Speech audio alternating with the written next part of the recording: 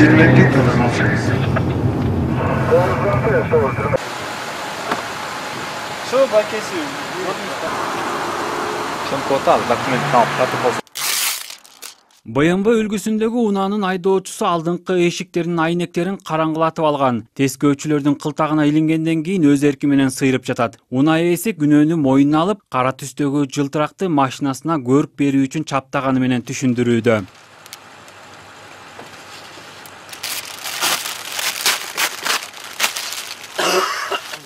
Ал эми бул унаанын ээси айнегин караңгылатып алганы аз келгенсип, кармалган учурда патрулдук милициянын кызматкерлеринен качып кетүүгө аракет кылды. Бирок тескөөчүлөр ага жол беришкен жок. Жол кыймылынын коопсуздугун камсыздаган кызматкерлер айдоочуну айнегине кара жылтырак тагылганынан шектенишип, токтотушкан. Атайын аппараттын жардамы менен капталган жылтырактын сапаты текшерилгенде, жарыктын өткөрүмдүүлүгү өтө төмөн болуп чыкты.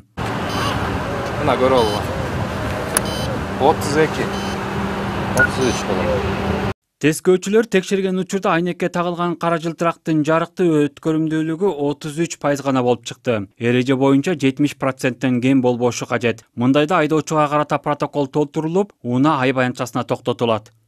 Мына ушинтип уруксаты жок унаасынын алдыңкы эки эшигинин айнегин караңгылатып алып айдап жүргөн айдоочулар Бишкекте ондоп саналат. Алар билбесе керек. Анткени кара жылтыракты тагып алуу менен өз өмүрүнө эле эмес, жолдо жүргөн башкалардын коопсуздугуна да коркунуч жаратып жатканын. Машинанын алдыңкы каптал айнектерин караңгылатуу эми мыйзамдаштырылышы мүмкүн. Экономика жана коммерция министрлиги бул боюнча мыйзам долбоорун даярдап, коомдук талкууга чыгарды. Документ министрлер менен мекемелерге макулдашууга жиберилген. Бул сунуш жогорку кеңештен колдоо таба турган болсо, айдоочулар Ички иштер министрлигинен уруксат алып, унаасын айнектерин караңгылатып алып, ээн эркин айдай берсе болот. Азырынча лицензиянын наркы, андан мамлекеттик бюджетке түшө турган каражаттын так суммасы эсептелип чыга элек. Негизинен биздин справка обоснованияда жазылып турган, азыркы күндө мыйзам бузуулар өтө көп болуп атат. Тилекке каршы, эгерде ушул кандайдыр бир чектөөлөрдү киргизе турган болсок, акча каражаттын бул негизинен биздин бюджетке да киреше боло турган бир источник болот. Андан тышкары ошол бузууларды мыйзамдаштыруу дагы жана легализация катары бир ыкмалы деп эсептеп атабыз. Экономика министрлигинин сунушу учурда коомчулукта кызуу талкууланып жаткан маалы. Айрымдары колдосо, кээ бирлери караманча каршы чыгышууда. Жарандык активист Эрта Исқақов Инстаграмдагы баракчасына мыйзам боюнча өз пикири менен бөлүшкөн.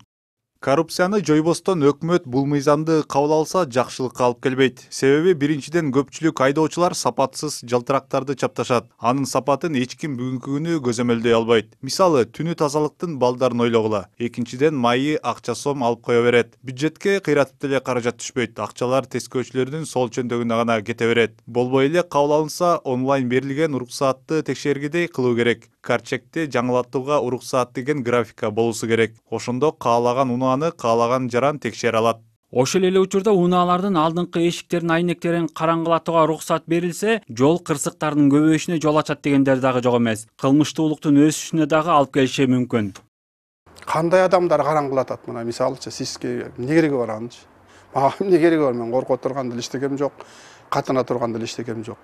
Анан бул жерге көбүнчөсүн жанагы жүрүм турумдары туура эмес адамдар караңгылатышы мүмкүн да. Ошолорго биз шарт түзүп койгондой болобуз да. Азыр мынакей наркотрафик деген терминдер пайда болду. Андан башка жанагы терроризм деген бар. Бандитизм дегендер чыгып атат. Ошондойлорго шарт түзүлүшү мүмкүн да. Анан зачем аны караңгылатып алыпчы? Сиз капталда кетип бараткан транспорттук каражаттарды көрүшүңүз керек, айдап баратканда. Ылдамдык деген бар. 100ге чейин айдаган уруксат берип атат. Ошол убактарда транспорттук каражаттар бирин-бири көрүп, обзор деген бар. Ошону көргөнгө бул мүмкүнчүлүк берет да. Эгерде караңгылатып койсок, бул негизи туура эмес.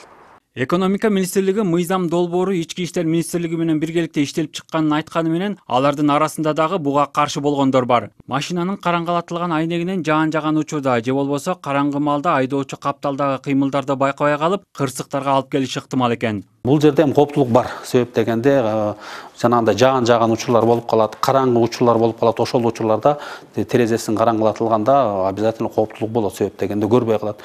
Жөө жүргүнчүнү көрбөй калышы мүмкүн. Мисалы үчүн жанагы күйгүн кирип келаткан убакта кээ бирөө жарыгын күйгүзбөй айдаган учурлар болуп калат. Караңгы кире элек учурлар болуп калат. Жаган учурларда асфальт билесиздер, өзүңүздөр көрүнбөй калат. Ошол учурда терезесин караңгылатып алган бул жол транспорт кырсыктарын алып келүүгө абдан эле кооптуу болот.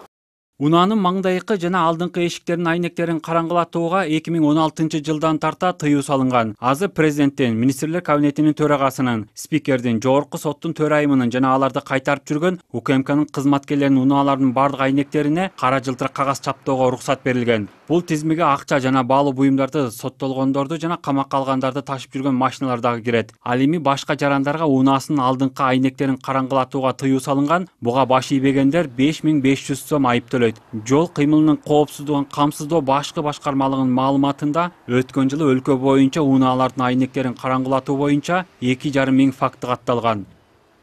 Дүйшөн Шаршембеков, Адилет Чокоев, МТС.